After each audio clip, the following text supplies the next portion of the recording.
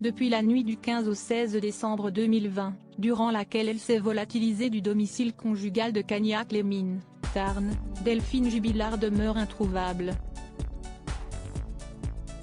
Premièrement mis en examen pour homicide volontaire sur conjoint, Cédric Jubilard, son époux, est incarcéré à la maison d'arrêt de Toulouse 16 depuis le 18 juin 2021.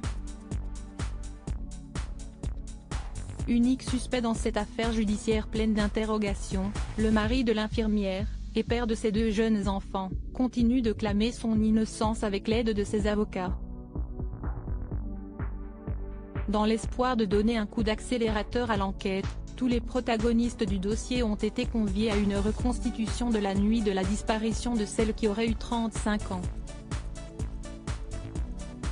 Comme le rapporte la Dépêche ce mardi 6 décembre, les 2 juges d'instruction, Audrey Assema et Coraline Chartier, ont convoqué mardi 13 décembre les différentes parties à Cagnac-les-Mines, en leur intimant de respecter une règle particulière.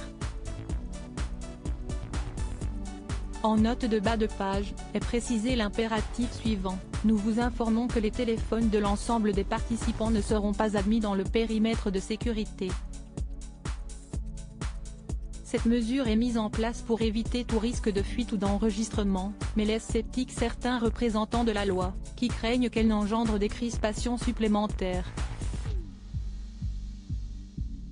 Limiter les risques pour le président de l'Union syndicale des magistrats, USM, Ludovic Fria: il n'y a rien de surprenant, les juges sont maîtres de leur instruction et fixent les limites et les règles à appliquer. Une reconstitution est un acte d'instruction couvert par le secret et les téléphones portables constituent un risque puisqu'il peut y avoir des participants qui filment, qui commentent en direct. L'idée est d'éviter ce genre de choses. De son côté, le bâtonnier de Toulouse, Pierre Dunac, s'en montre étonné auprès de la Dépêche, que cette mesure s'adresse à des enquêteurs ou des témoins placés sous l'autorité des juges d'instruction, cela s'entend. Mais en aucun cas elle ne peut concerner des avocats qui n'ont aucun lien de subordination avec les juges. Un avocat doit pouvoir être joignable à tout moment.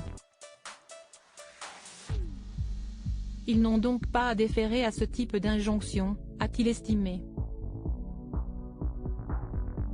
Pour rappel, Cédric Jubilard demeure présumé innocent des faits qui lui sont reprochés jusqu'à l'annonce du verdict final de l'affaire. Article écrit en collaboration avec 6 médias. Crédit photo, Thierry Breton. Panoramique.